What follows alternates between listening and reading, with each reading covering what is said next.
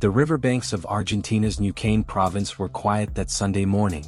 It was a typical day for two fishermen who were out on their usual routine near the breakwaters, the smell of the salty water filling the air. They cast their lines, paying little attention to anything out of the ordinary, until something unusual caught their eye. Floating in the water was a body, but not just any body, it was the dismembered remains of a young girl. Limbs and a skull. The fishermen froze, staring in disbelief at the horrifying scene before them. Panic set in as the gruesome sight began to sink in. This wasn't just a tragedy, this was the moment that would change everything for the town of Platir and for one family who would never be the same again. The two men immediately contacted the authorities. Police were swift in responding, but nothing could prepare them for what they would soon uncover. The police were quick to speculate. Could this be the remains of Laura López, a young girl from Platir who had disappeared just 3 days earlier? They weren't sure, not yet, but the moment they saw the remains, something in their gut told them that they were right. Laura López was missing and now it seemed she was gone forever. But the body they found wasn't recognizable. Her face, her hair, everything had been distorted by the water, the violence that had taken place before she met her tragic end. The police continued to scour the riverbank, hoping for clues. They didn't have much to go on. No identification. No sign of the person responsible. Just the remnants of a young life, lost and forgotten, floating in the water. Not far from where the body was found, another piece of evidence surfaced. A torn fabric bag, leggings and underwear. The clothes were familiar, but they didn't know if they belonged to Laura yet. The police asked Laura's family if they could recognize the items. At this point they were still unsure. But as they continued their investigation, one chilling truth became more and more clear.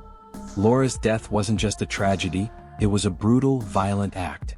It would take them days to uncover the full story behind what had happened to Laura. And what they would find would shock the town, and the entire country. Laura López was born on November 11, 2000, in the small town of Platir, Argentina. She had two sisters, Melissa and Diris, and the three girls were incredibly close. From the start, Laura was a sweet and affectionate child, the kind of girl who radiated warmth and love. Her family adored her and so did everyone who knew her. But life was never easy for Laura. At just 3 years old, her mother passed away, leaving her father to care for her and her siblings. At first, her father worked hard to support them, but as the years went on, he fell into the depths of alcoholism. Despite these hardships, Laura remained a positive force in her family's life. She was determined to help her father, to be there for her sisters, to make life easier for those she loved. She even worked to help support her family, selling fried pastries during the day and attending high school in the evening.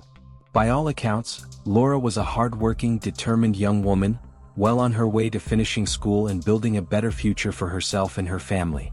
She dreamed of finding a good job, one that would restore financial stability to her family and allow them to live a better life.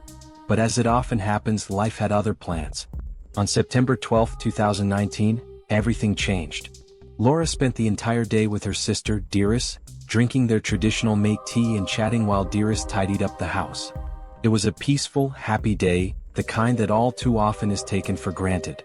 Later that day, Laura left for school. But something felt off to her classmates. Laura didn't sit in her usual spot, and she left the classroom 20 minutes before the lesson ended. Her behavior was unusual, but nobody thought anything of it at the time. Around 11:30 p.m., Laura returned home. She met up with a friend, and the two spent some time chatting and drinking, taking selfies for social media. It was a typical Friday night for a teenager. But at 3 a.m., Laura said goodbye to her friend, mentioning that she was tired and was planning to go to bed. That was the last time anyone saw her alive. The next day, September 13th, Melissa, Laura's sister, tried calling her. She had a concern that Laura might have been dealing with some ear problems. But when she didn't receive a response, worry started to set in. Melissa called Diris to ask if she had seen Laura. But when Diris couldn't find her either, the fear began to grow. Hours passed with no word from Laura, and when the family finally contacted the police, they were told that they had to wait 48 hours before filing a missing persons report. The police suggested that Laura was probably with a boyfriend, a theory that many teens in the area often heard when they went missing. But as Saturday turned into Sunday, it became clear that something was wrong. Laura hadn't come home, and the police could no longer ignore the situation. They officially opened a missing persons case. But by that time it was already too late. When the news broke that the dismembered body found in the river might belong to Laura López, shock and fear rippled across the small town of Platir. For her family, the nightmare had only just begun. The police had very little to work with, but the clothing found near the river, the bag, the leggings, the underwear, gave them their first lead. Laura's family confirmed that the items did indeed belong to her. With that, the remains were officially identified as Laura's. Her body was taken to the morgue for examination, and the results were devastating. Laura hadn't just been murdered, she had been brutally beaten and dismembered, her body cut apart in a way that showed both violence and rage. The autopsy revealed injuries that pointed to something even more sinister. Laura had been strangled. She had suffered blunt force trauma. And her body had been dismembered after death, a detail that sent chills down the spines of everyone who heard it. The investigation into Laura's murder quickly became a priority for local authorities. But in small towns like Platir, resources were limited, and the police had to rely heavily on testimonies, timelines, and gut instincts. Their first step was to trace Laura's final movements, to figure out who had seen her last and what could have happened after she left her friend's house that night. Her classmates recalled her unusual behavior at school, leaving class early and looking distracted. Her family remembered the selfie she had taken with her friend later that night. And the last known sighting of her alive was at 3 a.m., when she left that friend's house saying she was tired. After that, she vanished. Theories began to swirl almost immediately. Had she been abducted on her way home? Had she trusted someone enough to go with them willingly? Or was this the work of someone she already knew? Police began combing through Laura's phone records and social media accounts. They discovered conversations that hinted she may have been meeting someone that night. But who? Friends and family members were questioned, and slowly a picture began to emerge. Laura was described by those who knew her as kind, hardworking, and responsible. But she was also vulnerable. Her mother's death and her father's struggles with alcoholism had left her carrying a heavy burden at a young age. She wanted more for herself and her sisters, and she had dreams of building a better life. But that desire for change also made her more trusting, more hopeful, perhaps even more willing to believe in people who didn't deserve her trust. Investigators focused on the riverbank where her remains had been discovered. The area was remote, quiet, and difficult to access at night. Whoever brought her there had to know the location well. This detail narrowed the suspect pool considerably. It had to be someone local, someone familiar with the terrain. Then came the most unsettling clue. Witnesses reported seeing Laura walking through town in the early hours of September 13th, hours after she was last seen by her friend. According to those witnesses, she wasn't alone. She was walking with a man. The description of the man was vague: average height, dark hair, casual clothing. Nothing distinctive enough to make an immediate arrest. But it gave investigators something to pursue: the theory that Laura had left with someone she trusted, and that this person had led her straight to her death. The town was shaken to its core.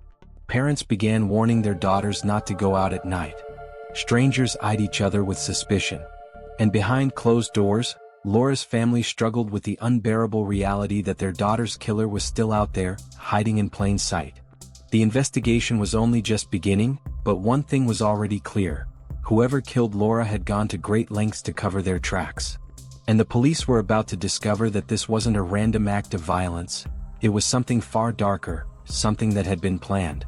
The police knew they were running against time. In cases like this, the first few days could mean the difference between finding the killer or losing the trail forever. With Laura's body identified, the hunt for her murderer became relentless. Investigators turned their focus to the man seen walking with her. Who was he, and how did he convince Laura to go with him in the middle of the night? Officers canvassed neighborhoods, knocking on doors, asking locals if they had seen Laura on September 13th. Slowly, testimonies began to pile up. Several residents remembered seeing a girl matching her description near the main road around dawn. Some even recalled her getting into a car. This car became the focal point of the investigation. If they could identify the vehicle, they could identify the man. Soon a tip came in. A small sedan had been seen near the riverbank around the same time Laura disappeared. The car was described as dark in color, possibly black or blue. The witness who reported it thought little of it at the time, but now that a body had been discovered, the memory grew sharper. Police began combing through CCTV footage from nearby businesses and traffic cameras. And that's when they caught a break. A camera near the edge of town captured Laura walking with a man. Moments later, a dark-colored sedan appeared in the frame. Laura got into the car. After that, she was never seen alive again. The image was grainy, but the license plate was partially visible. Investigators worked tirelessly, enhancing the footage and cross-referencing vehicle registrations. Slowly, a name began to take shape: Alfredo Emilio Escobar, a 28-year-old man who lived not far from where Laura's body was found. Escobar wasn't a stranger to authorities. He had a reputation in town, one that hovered between unsettling and dangerous. People described him as manipulative, with a violent temper and an unpredictable nature. He often roamed the streets at night, and he had been spotted at the very riverbank where Laura's remains were discovered. When police first brought him in for questioning, he appeared calm, almost arrogant. He claimed he didn't know Laura, had never spoken to her, and had nothing to do with her disappearance.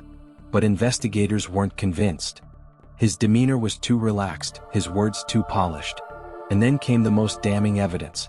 During a search of Escobar's car, police found traces of blood. At first glance, it was barely noticeable, a small stain hidden under the seat. But forensic tests confirmed what investigators feared: it was Laura's blood. Escobar's carefully crafted facade began to crumble. The police now had evidence linking him directly to Laura's final moments. But how had he lured her in? Why did Laura, who was known to be cautious, leave with him that night? Interviews with her friends provided some insight. Laura had recently been talking to someone older, someone who promised her attention and excitement. Could this have been Escobar? Had he groomed her, built her trust, and then exploited it in the worst way possible? The town was enraged when Escobar's name leaked to the public. People whispered about him in cafes, pointed at his house when walking by, and mothers clutched their daughters closer. It seemed unthinkable that one of their own could be capable of such brutality. But the pieces fit. Escobar had the car, the opportunity, and now the forensic evidence. Investigators believed he strangled Laura, beat her, and dismembered her body before disposing of it in the river to cover his tracks. What they didn't yet know was why. What drove him to commit such a horrifying act? As the case against him grew, Escobar's arrogance shifted into desperation. He began denying more aggressively, even accusing the police of framing him. But no one believed him anymore. The evidence was clear, and justice for Laura was finally within reach. Still, questions lingered. Did Escobar act alone, or had someone helped him? Could there be more victims connected to him? And most haunting of all, what were Laura's final moments like before her life was so violently taken? The investigation was far from over. Escobar had been identified, but the fight for justice had only just begun. The arrest of Alfredo Emilio Escobar sent shockwaves through Platir. For weeks, the town had lived in fear, haunted by whispers of Laura López's brutal murder. Now the man accused of committing the crime stood at the center of a storm, calm, arrogant, and convinced he could outsmart the system. But what Escobar didn't realize was that the walls were already closing in. Inside the courtroom, the tension was unbearable. Laura's family sat quietly, their faces etched with grief as prosecutors laid out the evidence piece by piece. The CCTV footage showing Laura entering Escobar's car. The bloodstains in his vehicle. Witness testimonies placing him near the riverbank that night. And the autopsy report that detailed the horror of what Laura endured. Escobar's defense team tried everything. They argued that the evidence was circumstantial, that the bloodstains could have come from anyone, that the CCTV footage was too blurry to be trusted. But the jury wasn't convinced. The picture was too clear, the puzzle pieces fit together too neatly. Escobar was the man responsible.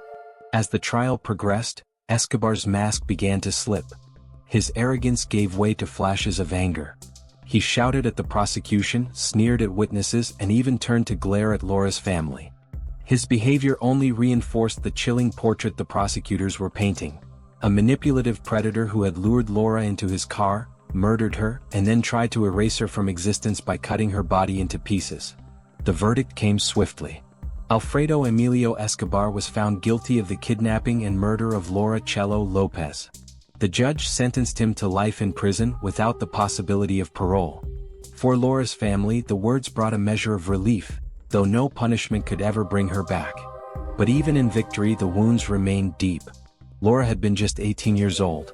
She had dreams of becoming a psychologist, of building a better life for her sisters, of finding her own path in the world. All of it stolen in one night of unimaginable cruelty. The community of Plotier mourned her loss together. Vigils were held, candles were lit, and Laura's name became a rallying cry for justice and safety for women across Argentina.